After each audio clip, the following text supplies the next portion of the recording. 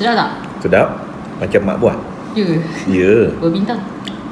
9 bintang. Wah. Hai, Assalamualaikum. Apa khabar semua hari ni? Korang ingat tak dulu Nina ada sharekan rasa macam mana nak buat sambal tumis paling sedap. Alhamdulillah, resepi tu dah 1 juta lebih dah. Dan ramai yang minta repeat aja. So hari ni nak akan sharekan cara macam mana nak buat sambal tumis ikan bilis yang padu, yang tak basi, okey, yang tahan lama. Dan yang paling penting, rasa dia sama macam mak kita buat dulu-dulu. Rasa tu memang payah dah nak jumpa zaman lah ni kan. So macam mana cara nak buat sambal tumis nasi lemak padu ni? Jom kita simak.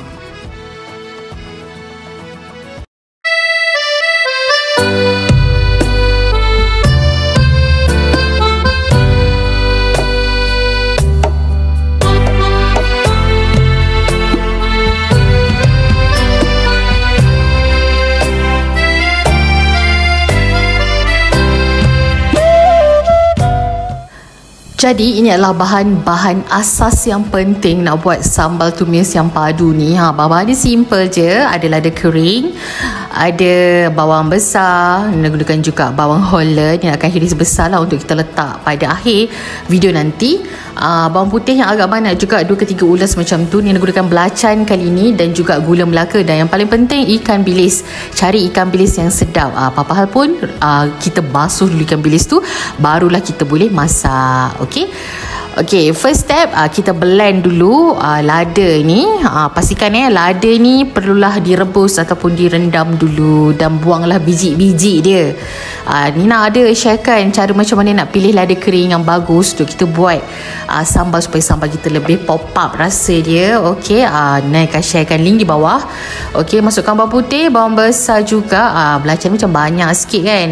Nina letak sikit je dulu. Kalau tak ada belacan bolehlah guna udang kering juga. Tak ada udang goreng kering boleh guna juga pati ikan bilis. Okey, lepas tu letakkan air dan bolehlah blend. Okey, first step ni paling penting, ni nak gorengkan dulu ikan bilis ni.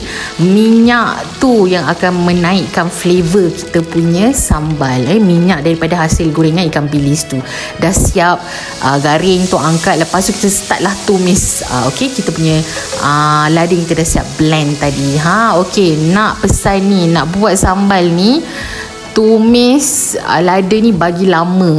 Nina pesan lagi sekali, kena tumis ni bagi lama dan pastikan ada minyak yang cukup. Kalau minyak tak cukup, mulalah nanti dia akan basi, sambal takkan tahan lama dan juga dia akan meletup-letup spread sampai bersepah-sepah kita punya dapur, sebab dia meletup-letup macam tu kan.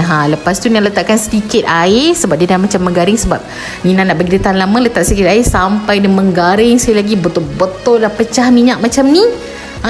Betul-betul dah pecah minyak, barulah Nina masukkan kita punya bahan yang seterusnya. Nina masukkan kat sini gula Melaka terus. Nina masukkan juga asam keping. Nina gunakan asam keping yang agak besar kat sini sebab nak bagi balance rasa dia. Masukkan juga perasa. Nina gunakan Ajinomoto lebih kurang dalam 1 sudu. Okey, dan garam secukupnya lah ya, ikut taste masing-masing. Lepas tu gaul lagi sampai dia betul-betul garing dan berubah warna.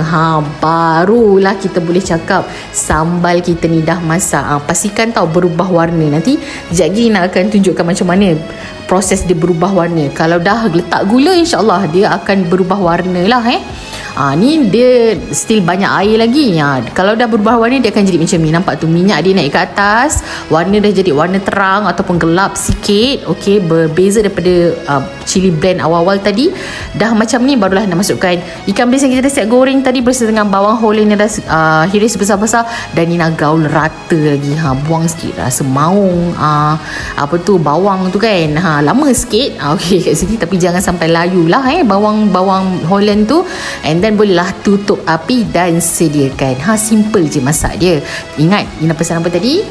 Pastikan minyak tu banyak sikit. Okey, kalau banyak rasa minyak tu bolehlah tapis tapis minyak tu. Lepas tu minyak tu pula boleh guna untuk kita masak mi goreng dan sebagainya. Banyak lagi cara. Lepas tu pastikan pula tumis dengan lama.